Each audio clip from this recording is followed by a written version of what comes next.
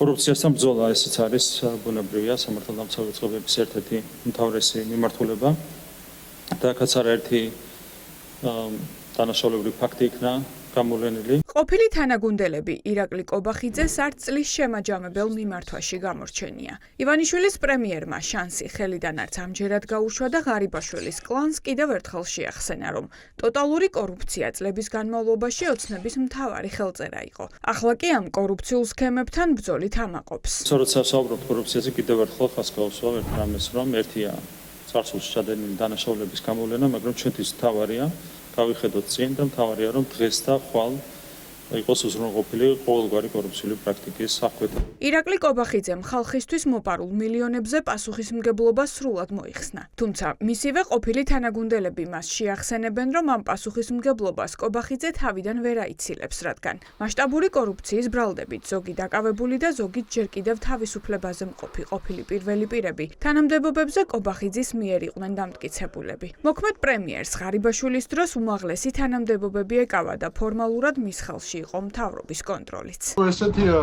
პოლიტიკური სოციოპატის ბუნება, რომ მას შეუძლია ნებისმიერი სტერილური ტყუილი თქვას, ხო? და ესე თავხედურად უტიფრად მიმართოს საზოგადოებას, რომ თვითონ ესე რომ ვთქვათ,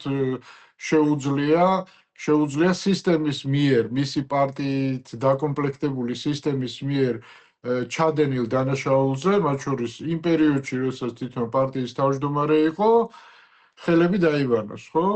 ის აძლევს თავს ამის უფლებას, იმიტომ რომ ვერ არის რა მთლად ესე რომ ვთქვათ დალაგებული რა. როცა სავარაუდო კორუფციასა და მასშტაბურ სქემებზე კრიტიკული მედია საუბრობდა, ირაკლი კობახიძე ერთ-ერთი იყო, ვინც საკუთარ გუნდს ფარად ეფარებოდა. გავიდა დრო და ღარიბაშვილის კლანზე საჯაროდ ასეთი სიტყვების თქმა მოუწია.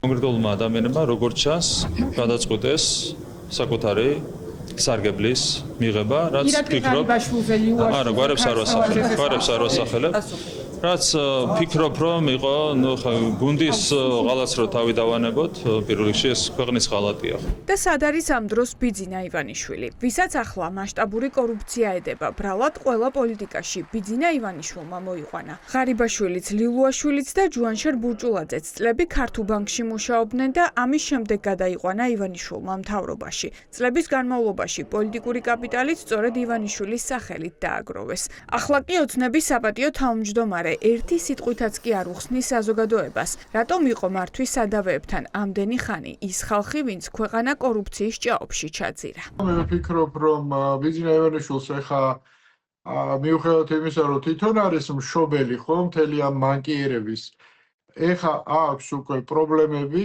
გამომდინარე იქიდან, რომ გარკვეულწილად მან კონტროლი დაკარგა ამ პროცესზე, ხო?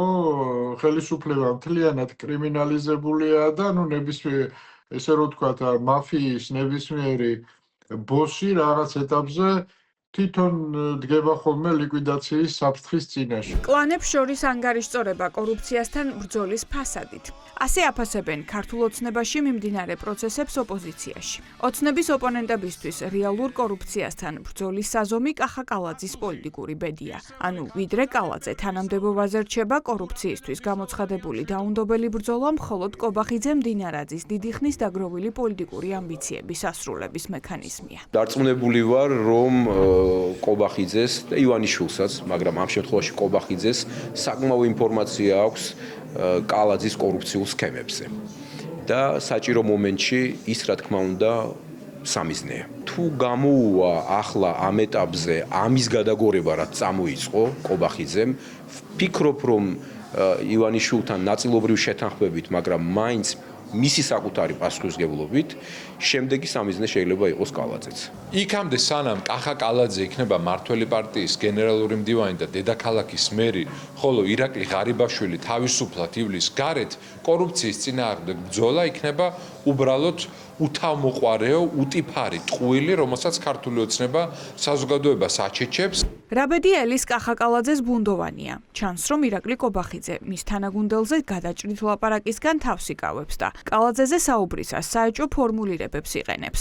ერთ-ერთი ასეთი ეჭვი გააჩინა კობახიძის განცხადებამ, რომელიც დიდი რაოდენობით კორუფციასა და ქრთამის აღებაზე ბაგა ბაღების მართვის სააგენტოს ყოფილი დირექტორის ბრალდებას უკავშირდება. აქვს ინფორმაცია, რომ კახი კალაძეს არანაირი შემხებლობა არ ქონია ამ ფაქტთან მიმართებით. მერის დაქვემდებარებაა ხო? ამ ფაქტთან მიმართებით გამოძიება, რასაც ავლენს წინასწარი მონაცემებით, არავითარი შემხებლობა არ ქონია გახკალაძეს. თან ამბობენ, რომ კორუფციას ებრძვიან და თან დაკავებული მაღალჩინოსნების ნაწილს ჩვენებების სანაცვლოდ ათავისუფლებენ. ასე მოხდა ინფრასტრუქტურის მინისტრის მოადგილის შემთხვევაში. კობა გაბუნია, რომელიც საბავშვო ბაღებისა და სკოლების მშენებლობიდან მოპარული მილიონების საქმეზე ყავდათ დაკავებული, გირაოს სანაცვლოდ გაათავისუფლეს. ადვოკატი ადასტურებს, რომ გაბუნიამ გამოძიებასთან ითანამშრომლა და მათ სხვა პირების შესახებ მისცა ჩვენება. ის რომ ხალხი რომელსაც ედავებიან 5, 10, 20 მილიონის მიტაცებას და მოპარვას ამ ხალხს უშვებენ გარეთ თან 9 მილიონიანი და მილიონიანი გირაოებით, ხო ცალკე საკითხია საჯარო მომხელე საიდან აქ ამდენი ფული გირაოში გადაიხადოს, ეგ კიდე ერთხელ აჩვენებს, რომ ეგ კორუფციასთან ბრძოლა არ არის და რეალურად არის რაღაცა შიდა კლანური ომი და ერთმანეთის ხელების გადაგრეხვა. ამავე დროს ხალხს აკავებენ ტროტუარზე დგომის გამო, ხალხს რაღაცა აკავებენ პოლიტიკურ პროცესში მონაწილეობის და აქციაზე დგომის გამო. დღეს ზუსტად 2 წელი გავიდა, რაც ივანიშვილმა გუნდში რადიკალური ცვლილებები დაანონსა. 2 წლის თავზე მის რჩეულების ნახევარი ან ციხეშია, ან ციხის გზას ადგას. ოლიგარქი კი პროცესს კულისებიდან აკვირდება და ერთ სიტყვასაც არ ამბობს ხალხზე, ვისაც პოლიტიკაში გზა თავად გაუხსნა.